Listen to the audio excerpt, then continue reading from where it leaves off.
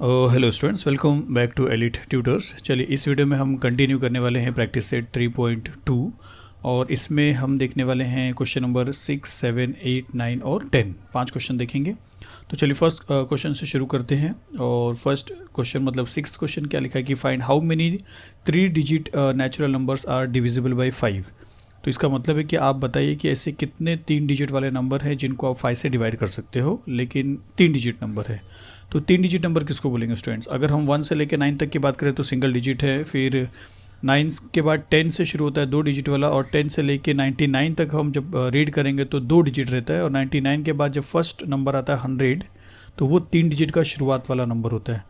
तो क्या 100 5 से डिवाइड हो रहा है? तो आपको मालूम है कि 5 के लिए डिविजिबिलिटी टेस्ट आपको मालूम है कि लास्ट के यूनिट प्लेस पे अगर 0 रहेगा और 5 रहेगा तो वो 5 के टेबल में जाता है। तो 100 जाएगा तो एक नंबर आपको मिला, फिर ये नहीं जाएगा, ये नहीं जाएगा, ये नहीं जाएगा, ये नहीं जाएगा, ये दूसरा नंबर आपको मिला। मतलब अभी तक 3 डिजिट के स्टार्टिंग के 1, 2, 3, 4, 5, 6 नंबर में आपको 2 ऐसे नंबर मिले जो 5 से डिवाइड होएगा। लेकिन क्या आपको कहाँ तक देखना है? आपको पूरे 3 डिजिट देखना है। तो 3 डिजिट पूरे कहाँ तक होते हैं स्टूडेंट्स? अगर हम 100 की सीरीज़ कंप्लीट करते हैं, सपोज हमने 100 की सीरीज़ को 120 तक लिखा, तो 120 के बाद भी है 100 की सीरीज़ खत्म होंगे, 200 का शुरू होएगा, 200, 200, 201, 202, 300, 301, ऐसा करते करते सब नंबर में हमको देखना है। जैसे 200 भी जाएगा 5 के टेबल में, 205 भी जाएगा 5 के टेबल में, 210 भी जाएगा 5 के टेबल में, फिर 300, 305, 310, इसी तरह 400 का जाएगा, 500 का जाएगा, 600 का, 700 का, 800 का, 900 का, 950, 960, 970, 980, 990, 990, 1, 2, 3, 4,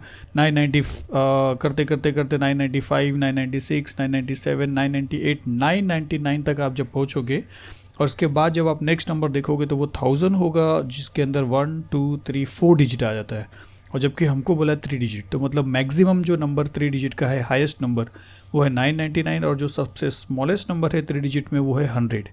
तो 100 से लेके 999 तक के बीच में तो बहुत सारे नंबर है स्टूडेंट्स, क्योंकि ये 100 हमने देखा है, मैंने आपको बताया 201 से लेके 299 तक देखेंगे, 301 से लेके या 300 से लेके 399 तक देखेंगे, 4 से 499, ऐसा करेंगे और सब में वो नंबर देखेंगे जो 5 से डिवाइड होगा। फिर हम काउंट करेंगे कितने हुए, वो हमको बताना है, वो नंबर बताना है। अब देखिए इसको किस तरह हम करेंगे। सिंस ये क्वेश्चन हमको एपी में पूछा, अरिथमेटिक प्रोग्रेशन में, तो इसका मतलब है कि इसका रिलेशन ज़रूर एपी से होगा। तो देखते हैं किस तरह इसको सॉल्व करते हैं, मैं आपको बताता हूँ।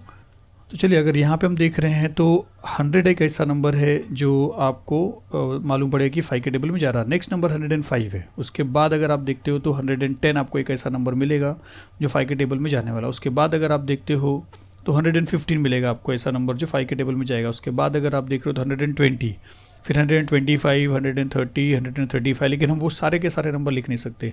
ऐसे करते करते अगर हम 900 की सीरीज़ में चलेंगे तो 995 एक लास्ट नंबर रहेगा जो आपको 5 के टेबल में जाने वाला रहेगा, क्योंकि उसके बाद 996 नहीं जाएगा, 997 नहीं जाएगा, 998 नहीं जाएगा, 999 5 के टेबल में नहीं जाएगा, लेकिन 1000 जाएगा, पर वो 4 डिजिट का हो जाएगा। तो हाईएस्ट नंबर जो 3 डिजिट का नंबर है जो 5 से डिवाइड हो सकता है वो 995 है, और लोवेस्ट जो है वो 100 है। अब क्यों ना हम क्या करते हैं, ये सपोज 100 को मैंने यहाँ पे लिख दिया, ये 105 को यहाँ पे लिख दिया, फिर 110, 115 को भी लिख दिया, और 120 को लिख दिया। और ये सब क्यों नहीं लिख रहे? बिकॉज ये 5 के टेबल में जाने वाला नहीं। ये सब आपको लिखना नहीं स्टूडेंट्स, मैं आपको समझा रहा हूँ, आपको लिखना क्या है मैं आपको बताऊँगा। तो सपोज हमने ये लिख दिया, और फिर हाईएस्ट नंबर जो था वो भी लिख दिया, कितना? 995। तो ये जो नंबर आप देख रहे हो, अब इस नंबर को लेके हम बात करते हैं एपी को लेके, और समझते हैं कि कैसे हमको पता चलेगा कि कितने टोटल नंबर हैं। तो समझो जैसे हमने सारे नंबर को ऐसा लिख लिया, तो अब अगर इसको हम एपी से कंपेयर करते हैं, क्या ये एपी है? पहले तो ये क्वेश्चन है। तो एपी आपको पता है कि अगर डिफरेंस सेम आता है तो एपी होता है। तो आप अगर यहाँ पे देख रहे हो कि 5 के डिविजिबल की बात किया तो सब में 5 का ही गैप रहेगा। जैसे 100 के बाद 105 है तो 5 का गैप है, 105 के बाद 110 है तो 5 का गैप है। इसी तरह यहाँ तक अगर चलेंगे तो 105, मतलब हर जगह पे 5 का गैप है। तो इसका मतलब ये एपी है। और अगर ये एपी है तो हमारा जो फॉर्मूला है TN वाला, विच is equal A + n-1 × D, वो अप्लाई कर सकते हैं। लेकिन क्या उस फॉर्मूले से कोई बेनिफिट होगा? तो चलिए मैं आपको बताता हूँ कि किस तरह हम ये फाइंड आउट करेंगे टोटल कितने नंबर। सबसे पहले आपको ये बता रहा हूँ कि इसमें A आप बता सकते हो क्या? तो आप बोल सकते हो A है 100। फिर अगर आपसे D पूछा जाए तो आप बोलोगे D है यहाँ पे 5। फिर ये क्या है स्टूडेंट्स? मैंने आपको इंट्रोडक्शन में ही बताया था 3.2 के, जो लास्ट एक अगर AP में लास्ट टर्म दिया होता है तो वो TN होता है। तो ये है TN, ठीक है। TN हो जा रहा है 995। अब उसके बाद मैंने आपको n भी बताया था कि n क्या होता है। तो n के लिए एक बार फिर से समझते हैं। जैसे ये फर्स्ट टर्म है तो ये t1 है, मतलब इसके लिए n 1 है क्योंकि ये फर्स्ट पोजीशन पे, ये सेकंड पोजीशन पे, ये थर्ड पोजीशन पे, ये फोर्थ पोजीशन पे, ये फिफ्थ पोजीशन पे। वैसे करते करते करते करते इसका भी पोजीशन आएगा। जैसे अब देखिए ये फिफ्थ पोजीशन पे है, अगर सिर्फ ए पी यहाँ से लेके यहाँ तक दिया होता, मान लो ये सब नहीं दिया रहता, तो n यहाँ पे 5 रहता था, मतलब टोटल यहाँ पे जो टर्म्स है वो कितने हैं 5। तो 5 आने का मतलब है कि टोटल 5 भी है, 1 2 3 4 5, और इसका पोजीशन भी कितना है 5 है। अगर फिफ्थ पोजीशन है तो टोटल फिफ्थ नंबर भी, इसका पोजीशन 4 है तो टोटल यहाँ से लेके यहाँ तक 4 है। तो वैसे इसका पोजीशन नंबर अगर आपको मालूम पड़ जाता है, यहाँ पे अगर n आपको पता चल जाता है तो आपको ये भी पता चल जाएगा फिर टोटल कितने हो गए। और जब टोटल कितने हो गए और ये AP है 5 का गैप है, तो वही नंबर के टोटल होंगे जो 5 से डिवाइड भी हो रहे हैं। तो आपको n जैसे मिलेगा, समझ जाइए कि आपको ये पता चल जाएगा कि टोटल कितने नंबर है 100 से लेकर 995 तक जो 5 से डिवाइड भी होंगे, और वो काउंटिंग में कितने होंगे स्टूडेंट्स। तो बस आप समझिए आपको n फाइंड आउट करना है, और n पोजीशन नंबर है, और पोजीशन नंबर ही बता देगा टोटल कितने नंबर हो रहे हैं। तो अब यहाँ पे हम Tn का फॉर्मूला लिखते हैं पहले कि Tn which is equal to a plus n minus 1 into D.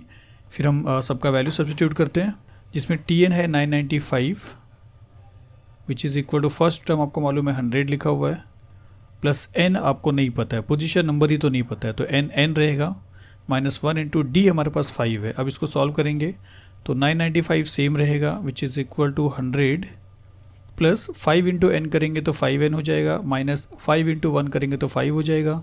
फिर हम इन दोनों को सॉल्व करके लेफ्ट साइड में लेके आएंगे तो लेफ्ट साइड में ऑलरेडी 995 है, वो वैसे ही रहेगा। फिर 100 में से आप 5 माइनस करोगे तो आपको 95 मिलेगा, और फिर प्लस 5n दिखाई दे रहा है, प्लस 95 को यहाँ पे लाएंगे तो 995 माइनस 95 हो जाएगा, और यहाँ पे बचेगा 5n। 995 में से 95 माइनस करेंगे तो आपको मिल जाएगा 900 विच इज़ इक्वल टू 5n, मतलब वही हो गया कि 5n which is equal to 900, और 5 को वहाँ पे भेजेंगे तो n which is equal to 900 divide by 5, तो 5 1 ज़ा 5 4 बचता है, 5 1 ज़ा 5 4 बचता है, 5 8 ज़ा 40 और एक 0।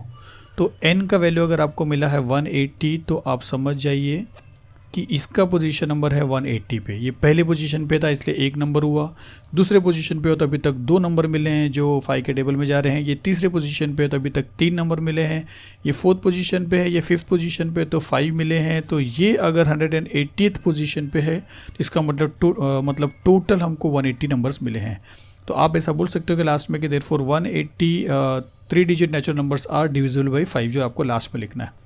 तो चलिए ये 6 क्वेश्चन था, लेकिन इसके बाद अगर हम देखते हैं 6 के बाद, तो जो 6 का क्वेश्चन था वैसे ही क्वेश्चन 9th वाला भी है कि in the natural numbers from 10 to 250 how many are divisible by 4। ऐसे कितने नंबर है जो 4 से डिवाइड कर सकते हो। लेकिन यहाँ पे कोई 3 डिजिट 2 डिजिट नहीं बोला है, आपको 10 से लेके 250 तक बोला है। तो सेम इसके जैसा AP बनाएंगे और सॉल्व करेंगे। तो चलिए 9th वाला क्वेश्चन देख लेते हैं। तो 9th क्वेश्चन में फिर से एक बार पढ़ रहा हूँ कि in the natural numbers from 10 to 250, 10 से लेकर 250 तक कितने ऐसे नंबर है जिनको आप 4 से डिवाइड कर सकते हो। देखिए 10 से लेकर 250 तक, ठीक है, फ्रॉम वर्ड रहता है तो आप समझ जाइए कि पूरा का पूरा नंबर होता है। 10 को भी लेना पड़ता है और 250 को भी लेना पड़ता है, लेकिन सिंस 4 से डिवाइड करना है तो 10 आपको मालूम है 4 से डिवाइड नहीं होगा। मैं फ्रॉम का मीनिंग बता रहा था। अगर बिटवीन होता तो आपको इन दोनों नंबर को छोड़ना पड़ता था, इन दोनों के नंबर के बीच में जो आता था। इसका मीनिंग आप समझो, क्योंकि कुछ क्वेश्चन जो है 3.3 में वो आपको मिस्टेक दिया गया है। जब हम करेंगे 3.3 तब देखेंगे। तो चलिए इसका AP बनाते हैं पहले। तो अगर 10 से शुरू करना है तो पहले हम अगर ऐसे नंबर लिखते हैं 10 11 12 13 14, ऐसा करते करते नंबर अगर लिखेंगे और 250 तक अगर हम नंबर समझे तो ऑब्वियसली सारे के सारे नंबर नहीं लिख पा रहे हैं। हमने सपोज 25 तक लिखा, उसके बाद नहीं लिखा और लास्ट नंबर लिखा 250। लेकिन मेरे को ये आपको बताना है कि हमको 4 से डिवाइड होने वाले नंबर ही देखना है। तो क्या 250 4 से डिवाइड होता है? तो आपको मालूम है कि नहीं होता है, क्योंकि लास्ट के जो 2 नंबर होते हैं 50, अगर वो 4 से डिवाइड हो रहे तो पूरे के पूरे नंबर 4 से डिवाइड होंगे, जो डिविजिबिलिटी ऑफ 4 का टेस्ट है। तो 250 डिवाइड नहीं हो रहा है तो हमको 249 को चेक करना है। 249 में लास्ट में 49 है, 49 4 के टेबल में नहीं जाएगा तो 249 भी नहीं जाएगा। 248 में लास्ट में 48 है, जो 4 1 4 4 2 8 करके कैंसिल हो रहा है, तो ये 248 भी है जो 4 के टेबल में चला जाएगा। इसका मतलब है कि अगर हमको 10 से लेकर 250 तक के नंबर लेना है और उसका एक AP बनाना है जो 4 से डिवाइड होगा, तो आपको याद रखना पड़ेगा कि आपको 10 क्या आपको 10 पता है 4 से डिवाइड हो रहा है, तो आपको मालूम है कि 10 डिवाइड नहीं होगा, 11 डिवाइड नहीं होगा, लेकिन 12 डिवाइड होगा। तो ये पहला नंबर आपको मिलेगा, आपको 10 लेना नहीं है। ऑल्दो उन्होंने बोला कि फ्रॉम 10 to 250, 10 से लेके 250 तक लेना ज़रूर है, लेकिन डिविजिबल बाई 4 का मतलब है 4 से डिवाइड भी तो होना चाहिए वो। तो ये दोनों 4 से डिवाइड नहीं हो रही, इसके लिए आपको इन दोनों को छोड़ना पड़ेगा। फिर 12 के बाद 13, 14, 15 छोड़ के आपको डायरेक्टली 16 पे आना पड़ेगा, क्योंकि 4 से डिवाइड होने के लिए, और 4 का गैप भी हो जा रहा है। 16 के बाद आपको मालूम है 20 हो जाएगा, 20 के बाद आपको मालूम है 24 हो जाएगा, फिर उसके बाद इसी तरह वो चलता रहेगा। धीरे धीरे आते आते 250 तक बोला है, लेकिन हमको पता है कि जब 250 नहीं जा रहा है, 249 नहीं जा रहा, तो 248 ऐसा लास्ट नंबर रहेगा जो 4 से डिवाइड होगा। तो अब अगर इसका AP बनाने की कोशिश करें तो 12 आ जाएगा, फिर 16 आ जाएगा, फिर 20 आ जाएगा, फिर 24 आ जाएगा, और फिर लास्ट में आ जाएगा 248। लास्ट में आपको 248 मिल जाएगा। तो ये आपका बनता है AP। अब यहाँ पे सेम जो हमने फर्स्ट क्वेश्चन में 6 क्वेश्चन में किया था उसके जैसे ही करना है हमें। फिर से हमने सपोज इसको लिख लिया, और यहाँ पे अगर आप चेक करोगे तो सब में 4 का गैप है, जिससे आपको ये पता चल जा रहा है कि ये AP है। यहाँ पे A की बात करें तो A हमारे पास 12 है, और D की बात करें तो D हमारे पास 4 है, और TN लास्ट टर्म की बात करें तो लास्ट टर्म हमको दिखाई दे रहा है 248।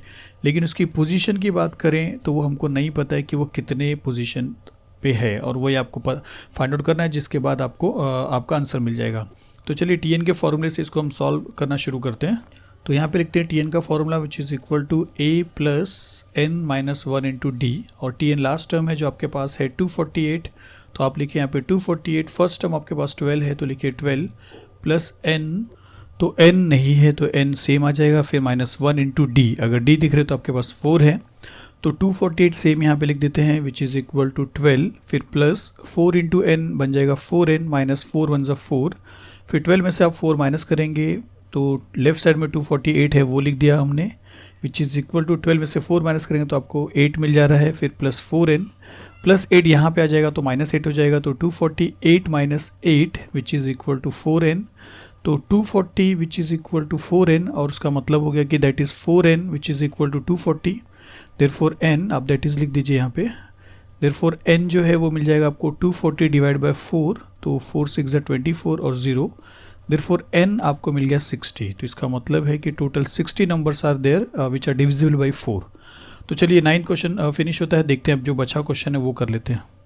तो चलिए 6th क्वेश्चन और 9th क्वेश्चन हमारा फिनिश होता है, अब हम करते हैं 7th क्वेश्चन।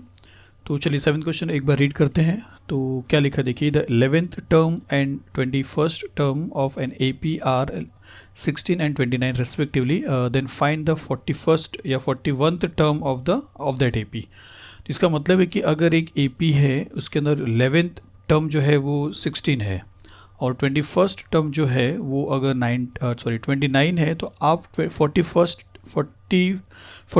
टर्म आप फाइंड आउट करिए। तो अब इसका मीनिंग आप समझिए कि सपोज हमने टोटल 41 पोजीशन रखा है, ये सब पोजीशन है, 41 पोजीशन रखा है। तो फर्स्ट पोजीशन पे उस AP का पहला पोजीशन पे क्या नंबर है हमको नहीं पता है, सेकंड पे क्या है नहीं पता है, थर्ड पे नहीं पता है, 11th पोजीशन पे जो नंबर है वो पता है कितना 16, और फिर आगे फिर से कुछ नहीं पता है, और 21st पोजीशन पे जो नंबर है वो पता है आपको कितना 29, और फिर से आपको कुछ नहीं मालूम है, और 41th पोजीशन पे जो नंबर आने वाला है वो आपको बताना है। तो आप कैसे बताओगे स्टूडेंट्स, आपके पास यहाँ पे A नहीं है फर्स्ट टर्म, आप दो टर्म के बीच का डिफरेंस नहीं फाइंड आउट कर सकते हो, क्योंकि बाजू बाजू में कोई भी टर्म आपको दिया नहीं है, और फिर भी आपसे पूछा है कि बताइए फिर 21st टर्म कहाँ से आने वाला है, कैसे आने वाला है। तो जब भी ऐसे सम्स रहेंगे स्टूडेंट्स, तो आपको फर्स्ट लेसन में जो हमने साइमल्टेनियस इक्वेशन किया है उसका मदद लेना पड़ेगा, और उससे हम कर सकते हैं। चलिए मैं आपको बताता हूँ किस तरह करेंगे। जब हमारे पास A भी नहीं है, हमारे पास D भी नहीं है, हमारे पास है क्या, हमारे पास दो n है, एक n 11 है और एक n 21 है, और उस 11th पोजीशन का नंबर 16 है और 21st पोजीशन का नंबर 29 है। तो चलिए देखते हैं किस तरह सॉल्व करते हैं।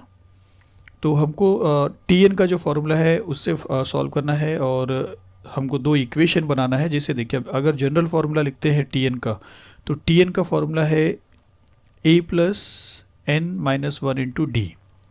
लेकिन अगर इस TN को हम T11 से कंपेयर करें, क्योंकि यहाँ पे 11th टर्म है, तो ये T11 बन जाएगा। तो इसके अंदर क्या चेंजेस आएंगे, तो ये बन जाएगा A + n 11 है, 11th टर्म की बात हो रही है, तो यहाँ पे भी क्या हो जाएगा 11 माइनस 1 इंटू डी। डी हमारे पास नहीं है, ए हमारे पास नहीं है, टी एन है, लेकिन देखिए टी एन का मतलब कि 11th, देखिए आपको दो चीज़ समझना है 11th पे।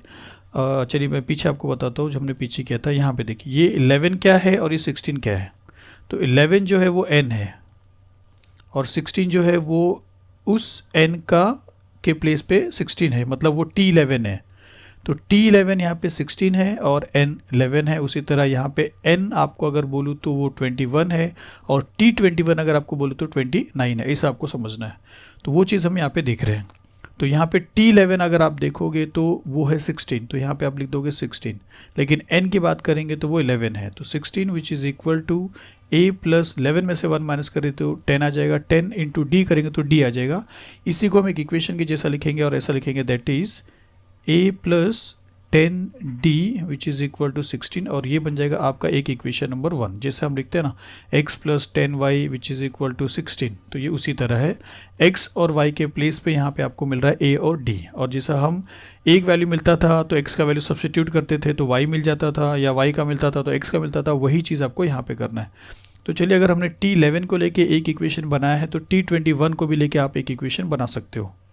तो T21 क्या बन जाएगा स्टूडेंट्स, तो वो बन जाएगा a plus 21 minus 1 into D, और T21 है कितना, T21 है 29, तो इसके प्लेस पे आ जाएगा 29 which is equal to a plus 21 में से आप 1 माइनस करो तो आपको मिल जाएगा 20 इंटू डी, और इसी को आप इसके जैसा अरेंज करोगे, लिखोगे that is a plus 20d which is equal to 29, और ये बन जाएगा आपका इक्वेशन नंबर 2। तो फिर से अगर आपको बताओ तो आपको कुछ ऐसा दिख रहा है कि x plus 10y which is equal to 16, और दूसरी तरफ आपको दिख रहा है x plus 20y which is equal to 29, और आपको चाहिए x का वैल्यू भी और आपको चाहिए y का वैल्यू भी, मतलब आपको चाहिए a का वैल्यू भी और आपको चाहिए d का वैल्यू भी। और जैसे a और d का वैल्यू आपको मिल जाता है, a और d का वैल्यू जैसे आपको मिल जाता है, आप जैसे 41st टर्म फाइंड आउट करो तो T41 which is equal to a plus 41 minus 1 into D जब आएगा तो a के प्लेस पे a का वैल्यू जो मिला है वो लिखेंगे, d के प्लेस पे d का वैल्यू जो मिला है वो लिखेंगे, और आपको 41st पोजीशन पे क्या नंबर आने वाला है वो आपको मिल जाएगा। तो इस तरह हमको करना है। तो सिंस अगर इसको इक्वेशन ऐसा है तो हमको लाइक टर्म सेम करना, उनके कोएफिशिएंट सेम करना पड़ता था। तो यहाँ पे तो ये दोनों अलग है, लेकिन ये आपको दोनों का कोएफिशिएंट सेम दिख रहा है, जिसको आप क्या करोगे, माइनस कर दोगे सो दैट ये कैंसिल हो जाए। तो अगर x कैंसिल होएगा तो y का वैल्यू मिलेगा। माइनस में मैंने आपको बताया था साइन का मिस्टेक ना करने के लिए आप ये 20 को ऊपर रखेंगे, मतलब इसको ऊपर रखेंगे, इसको नीचे रखेंगे। तो सब्ट्रैक्टिंग इक्वेशन 1 फ्रॉम 2 हम लिखेंगे यहाँ पे। तो यहाँ पे लिखते हैं सब्ट्रैक्टिंग 1 फ्रॉम 2, जिसको ऊपर रखना है उसके पहले फ्रॉम वर्ड आएगा, तो हम इसको ऊपर रख रहे हैं। तो यहाँ पे आ जाएगा a plus 20d which is equal to 29, और यहाँ पे आ जाएगा a plus 10d which is equal to 16। और सिंस हम सब्ट्रैक्ट कर रहे हैं तो आपको मालूम है साइन चेंज हो जाएगा, तो यहाँ पे माइनस हो जाएगा, यहाँ पे भी माइनस हो जाएगा और यहाँ पे भी माइनस हो जाएगा। a माइनस a आपको 0 दे देगा, फिर 20 प्लस में है और 10 माइनस में, तो प्लस और माइनस माइनस होएगा। 20 में से 10 गया तो 10d हो जाएगा, और विच इज़ इक्वल टू 29 में से अगर 16 माइनस करते हो तो 9 में से 6 माइनस किया तो आपको 3 मिलेगा। 2 में से 1 माइनस किया तो 1 आएगा। तो अब ये 10 को अगर हम वहाँ पे भेजेंगे तो 10 13 के साथ डिवाइड हो जाएगा, तो देयरफॉर d का जो वैल्यू है वो आपको मिल जाएगा 13/10। और तो आपको d का वैल्यू मिल गया है, और अब आपको a का वैल्यू चाहिए। उसके बाद हम क्या करेंगे, 41st टर्म फाइंड आउट करेंगे, 41th टर्म फाइंड आउट करेंगे। तो a का वैल्यू कैसे फाइंड आउट करेंगे, आपको d का जो वैल्यू है किसी एक इक्वेशन में सब्स्टिट्यूट करना है, चाहे 1 में चाहे 2 में। तो हम 1 में सब्स्टिट्यूट करते हैं और यहाँ पे लिखते हैं कि सब्स्टिट्यूटिंग है the value of d in equation 1। तो ये ऐसे ही रहेगा, a plus 10 multiply by d लिखा है, और d के प्लेस पे आपको लिखना है 13/10, और विच इज़ इक्वल टू 16 है। तो यहाँ पे देखिए 10 और 10 कैंसिल हो गया, तो a का वैल्यू आपको क्या मिलेगा, यहाँ पे ऐसा बच रहा है a plus 13 which is equal to 16। तो प्लस 13 वहाँ पे जाएगा तो माइनस हो जाएगा, देयरफॉर a का जो वैल्यू है वो मिल जाएगा 16 माइनस 13, और देयरफॉर हम बोल सकते हैं कि a का वैल्यू आपको मिल रहा है 3। तो अब अगर हमारे पास a भी है और d भी है तो आप 41st टर्म फाइंड आउट कर सकते हो, 41th टर्म सॉरी। तो आप यहाँ पे लिखोगे देयरफॉर फिर से टी एन का फॉर्मूला, या डायरेक्टली कोई बात नहीं, T41 ही लिखते हैं कि T41 which is equal to A plus 41 minus 1 into D, और वैल्यू सब्सटीट्यूट करते हैं, और which is equal to A हमारे पास 3 है, तो 3 प्लस 41 में से 1 माइनस करेंगे तो 40 आ जाएगा, मल्टीप्लाई बाय D करना है, D आपको मिला है 13/10। तो यहाँ पे अगर आप देखोगे तो 10 1 ज़ा 10, 10 4 ज़ा 40 हो रहा है, तो 3 प्लस 4 इंटू 13 आपको पूरा दिख रहा है बचा हुआ, तो जिसका मतलब आएगा 3 प्लस 4 3 ज़ा 12, 2 1, 4 1 ज़ा 4 और 1 5, 52 प्लस 3 करेंगे तो आपको मिल जाएगा 55। तो T41 जो है वो आपको 55 मिल रहा है, तो इसका मतलब क्या हुआ कि यहाँ पे आ जाएगा 55, मतलब 41st पोजीशन पे आपको 55 मिलेगा।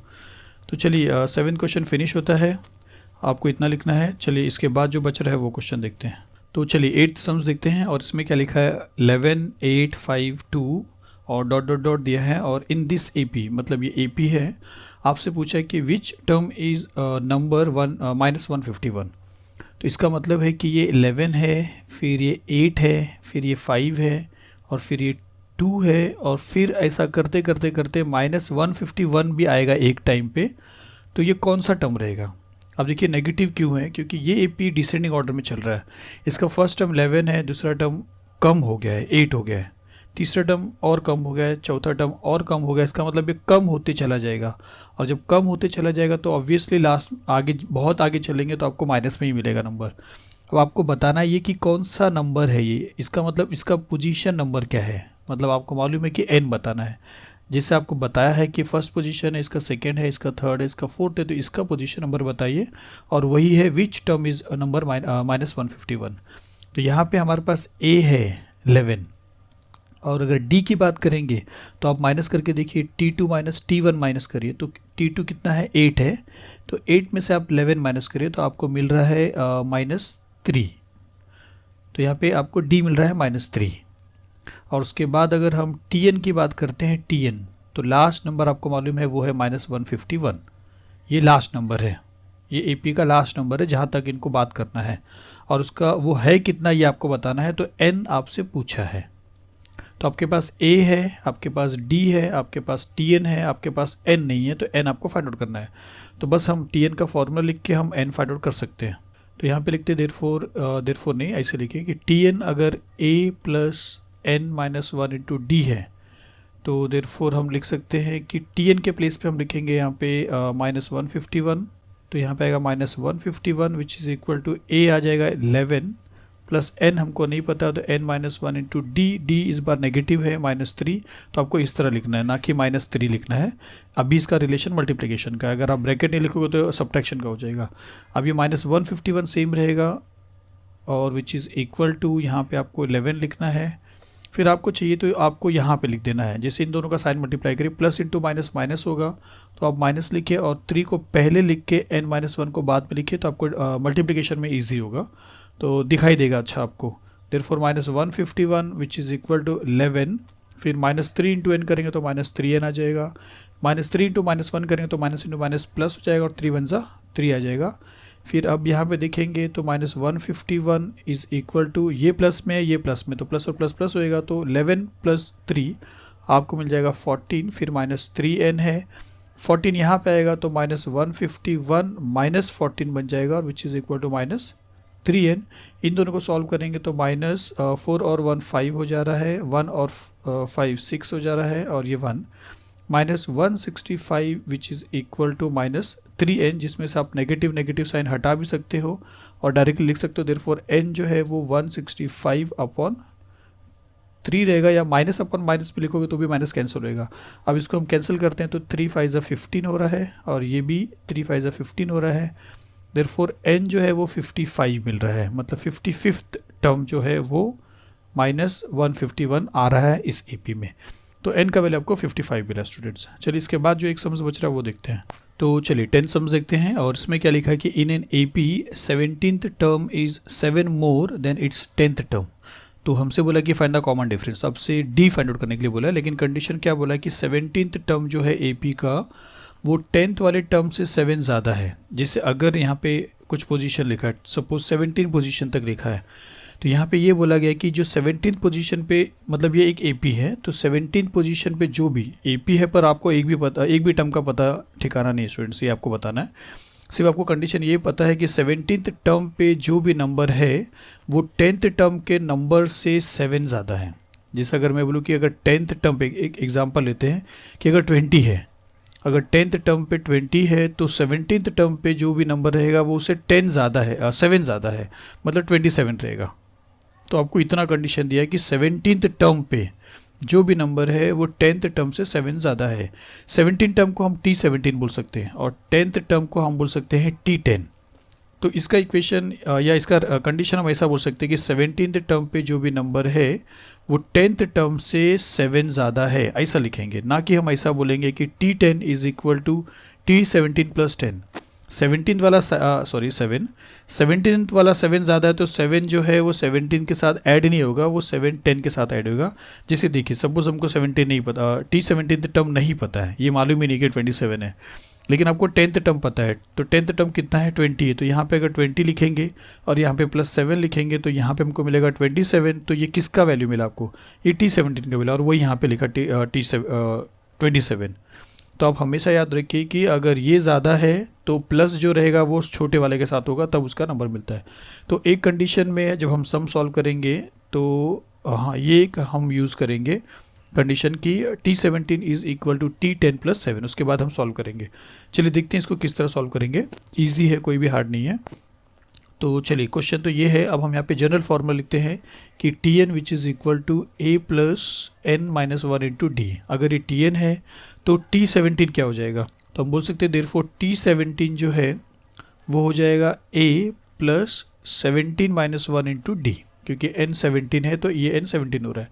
फिर हमको a और d कुछ भी नहीं पता, तो इसको सिर्फ माइनस कर सकते हैं, 17 में से 1 16 हो सकता है। तो फाइनली हम इतना लिख सकते हैं देयरफॉर T17 जो है वो हो जाएगा a प्लस 16d, और इसको करते हैं कंडीशन नंबर 1। और उसी तरह हम फाइंड आउट करते हैं 10th टर्म, तो लिखते हैं कि एंड T10 जो है वो क्या हो जाएगा a plus 10 minus 1 into D. तो 10 माइनस 1 इंटू डी में 10 में से 1 माइनस करें तो 9 आ जाएगा। तो हम बोल सकते हैं देयरफॉर T10 जो है वो आपको मिल जाएगा a प्लस 9d, और इसको करते हैं कंडीशन नंबर 2। लेकिन यहाँ पे क्या बोला है कि 17th टर्म जो है वो 10th टर्म से 7 ज़्यादा है, तो ये कंडीशन यहाँ पे लिखते हैं और लिखते हैं कि but 17th term is 7 more than 10th term. तो हम बोल सकते हैं कि देयरफॉर T17 जो है वो T10 से 7 ज़्यादा है। और फिर अब हम यहाँ पे सब्स्टिट्यूट करते हैं। सब्स्टिट्यूट का मतलब देखिए T17 क्या है, T17 है a प्लस 16d, तो इसके प्लेस पे हम लिखते हैं a plus 16d which is equal to T10। T10 क्या है, a प्लस 9d, तो यहाँ पे लिखते हैं a प्लस 9d, और फिर प्लस 7 लिखा है तो प्लस 7 लिख देते हैं। देखिए इसके प्लेस पे हमने इसका वैल्यू लिख दिया, इसके प्लेस पे हमने इसका वैल्यू लिख दिया, और जो प्लस 7 था वो यहाँ पे लिखा, और यहाँ पे आप लिख दीजिए फ्रॉम 1 एंड 2, या आप स्टार्टिंग में भी लिख सकते हो पहले। अब हम क्या करते हैं, देखिए ये प्लस a है, अगर वो इस तरफ आएगा तो माइनस a हो जाएगा, तो आप चाहो तो यहीं पे इसको कैंसिल कर सकते हो। और फिर यहाँ पे बचता है 16d which is equal to 9d plus 7। अब 9d को यहाँ पे लाएंगे तो 16d माइनस 9d, और वहाँ पे बचेगा 7। तो 16 में से अगर 9d आप माइनस करोगे तो आपको 7d मिलेगा। 7d which is equal to 7 है, देयरफॉर d का वैल्यू मिलेगा आपको 7/7, 7 कैंसिल होएगा, देयरफॉर d का वैल्यू आपको मिलता है 1। इसका मतलब है कि कॉमन डिफरेंस जो इस AP में है वो 1 है, और आपको सिर्फ कॉमन डिफरेंस फाइंड आउट करना था। तो चलिए बस इतना ही फाइंड आउट करना था। तो चलिए ये वीडियो यहाँ पे ख़त्म हो रहा है स्टूडेंट्स। 3.2 कंप्लीट हो रहा है। 3.2 के हमने 2 पार्ट्स बनाए थे, तो ये सेकंड पार्ट में हमने कंप्लीट किया 3.2। अब हम मिलते हैं 3.1 में। आप प्रैक्टिस ज़्यादा करिए, और प्रैक्टिस करेंगे तब आपको समझ में आएगा अच्छे से। 1-2 बार के प्रैक्टिस से आपको अच्छे से नहीं समझेगा स्टूडेंट्स। आप ज़्यादा से ज़्यादा प्रैक्टिस करिए, लिख के प्रैक्टिस करिए, तब आपको अच्छे से समझेगा। और अगर आपको समझा है तो प्लीज़ लाइक करिए। चलिए मिलते हैं नेक्स्ट वीडियो में। Thank you very much.